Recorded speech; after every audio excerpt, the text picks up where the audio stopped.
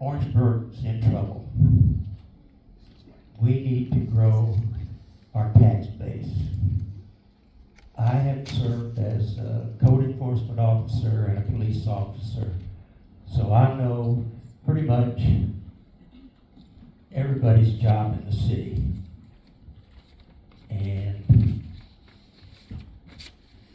I know what changes need to be made. There's been mismanagement for too many years. Show of hands, how many in here live in the city and plan to vote? About half of you. The rest of you here for curiosity. Well, listen to what's being said on the stage tonight, because it's very important that we save this city. And you're the people that are going to choose who has the opportunity to try to do that. Like I said, I have 20 years of experience working with this city. I know everything about it. Thank you. All right, Miss Gina, the same question for you. What aspects of your background do you believe give you an advantage in leading Orangeburg? So I think my background began whenever I was born here in Orangeburg. I was born to a farmer and a nurse, and all of my family, the distant family as well, lives in Orangeburg County, in Bowling Town. So, born and raised here and lived here for 42 years, less than 4 years that I went to the University of South Carolina, which I graduated in public relations in the journalism school. Also, that will help me grow Orangeburg. I realize how to address tactics and facilitate in making a better Orangeburg. And then most importantly, I have grown a business.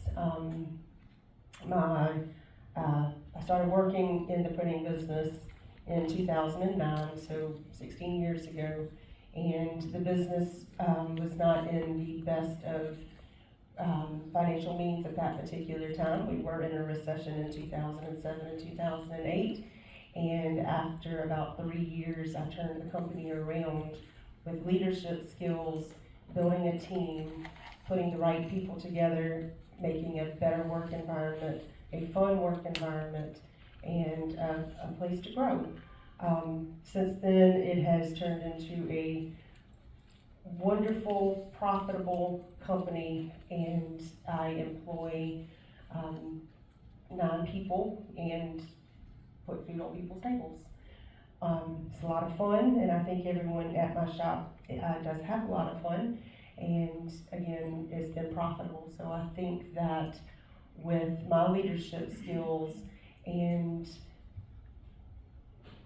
the ability to manage a budget, crunch numbers, figure out where to cut things that are not needed, increase your profits, and decrease your expenditures. I think that's where I would be the strongest for this position. Thank you. All right, and James, the question for you, what aspects of your business do you believe give you an advantage in leading Orangeburg? So, good evening. My name is James McQuilla. I am the president of the Orangeburg County Chamber of Commerce. I have a really interesting background. As you all know, I'm not originally from Orangeburg. There have been many leaders in Orangeburg that aren't from Orangeburg. I grew up in Sumter, South Carolina. I attended the Citadel and graduated in 1988, where I then worked as the admissions counselor, basically doing marketing for the school, traveling the entire U.S. doing that. Since that time, I've gotten a chance to work in banking. I've worked with law enforcement. I directed a program out of the solicitor's office, which again, have a relationship with this solicitor. Pascal and I was a couple years ahead of him, but knew him in school. So I understand what the legal side is in running any organization. But I also served as an associate municipal judge, so I understood what it took to make sure that we followed compliance and made sure others did the same thing. I've owned a business. I was a federal government contractor for 10 years, sold everything to the government except weapons and ammunition. I've also come to Orangeburg as I mentioned, as the president of the Chamber of Commerce. And because I owned businesses, worked in the medical field, the legal field, insurance, investments, had 2 securities licenses, and developed relationships all across the state with some of the biggest companies that are in South Carolina and still have those relationships. I think I'm the best person to represent us as a town as we grow. I also believe, I think everyone on the stage, we know each other. We may not always agree, but we're not disagreeable with each other.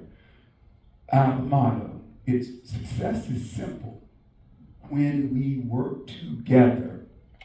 Everything that we've ever accomplished in this country came when we were united. We were colonies, and we united and won a war for our independence. It'll be 250 years next year. When we are separated, no matter what the reason, we can't get things done.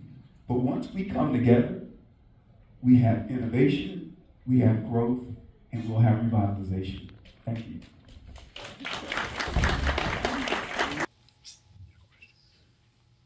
Orangeburg needs to grow its tax base.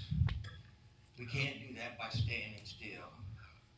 The way is to bring new life into our city neighborhoods through building new houses and renovating the homes that we have. Let's be honest. Young people aren't going to move to Orangeburg because we lack the amenities that they want. And the school system still needs some work. That's why we need to shift our focus on the most likely group to relocate to Orangeburg is senior citizens. Across the country, retirees are leaving the north, searching for warm weather and affordable living. Many are tired of Florida and looking for alternatives. Orangeburg can be that alternative. South Carolina is the fastest growing state in the nation, and yet Orangeburg continues to lose population. We should promote our city as a retirement destination, developing 55-plus communities, assisted living, and housing tailored to seniors. We have land within 1 mile of City Hall ready to be redeveloped. Walk down Sunnyside, Gibson, Ellis, Maple. Property is deteriorating. This property needs to be renovated. And we're losing our tax base every day as these buildings fall down. Redevelopment is not the only way to increase the tax base. The fastest way is to annex. For 20 years or more, the city leaders have ignored this, leaving millions of dollars of revenue right outside our city limits. As mayor, I will make annexation a priority and have a full-time employee expert on annexation. Orangeburg has the potential to grow, but as its tax base and population continue to deteriorate, the citizens who still live here are going to bear a heavier tax burden than you've ever seen. Together, we can make this happen. Okay, thank you.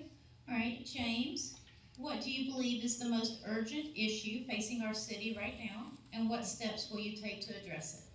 So for me, it's clear the most urgent issue we're facing is how we spend our money. The city's budget is literally 75% of the county's budget. Now we have a county that has a budget of $52 million. And we have a city that currently has a budget recently passed of about roughly $30 million. What are we doing with the money? You can't see the improvement on Russell Street, I don't think for the last 12 years, in fact, I know that regardless of the millions, tens of millions of dollars that flow through the city's budget, you can show me one thing that has become a revenue producer in the city, that part of that budget has been used to bring about. So we need to know, and we're learning.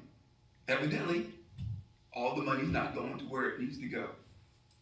I think we need to have a forensic audit, because $30 million is a lot of money to spend if you have nothing to show for it.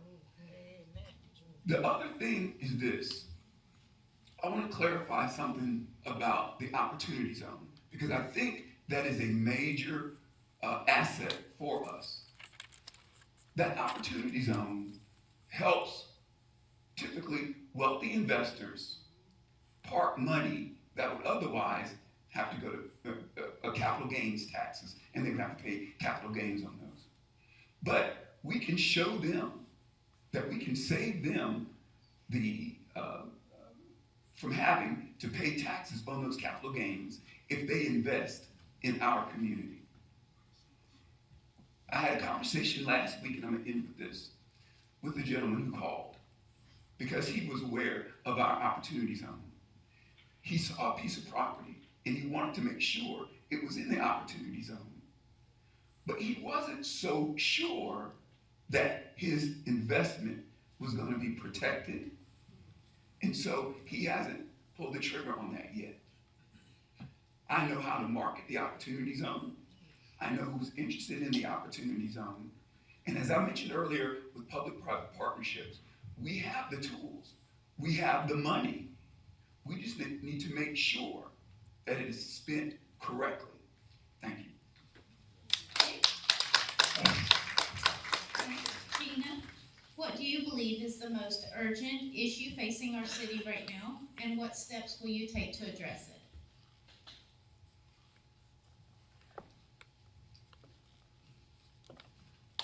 I think that the most urgent issue in our city right now is the budget as well. So I definitely think that we will need to address where money is spent, where funds are spent, and how we can decrease the amount of money going out, as again, increasing the profits coming in. That's the way to run a business successfully, and without knowing facts and figures. We see a lot of stuff around, but without knowing those for facts, it's hard to say exactly where the money is going. And but speaking with the right leadership and management, sitting down, having a forensic audit, talking to again the leaders, and finding out where is money being spent. Is it being spent the correct way? Looking at other neighboring cities with our same demographic, same size, then we can talk with those leaders as well and see how we can address the problem of where is the money being spent, how can we spend the money better, how can we get more money, more for our money that is being sent out. I think Orangeburg is an absolutely wonderful place. I think it's a wonderful place because of the people that are in it. And I think if we all work together and not have silos and become a team together, then we can grow and make any problem a problem no longer. There's no such thing as a problem. You only have solutions. Thank you.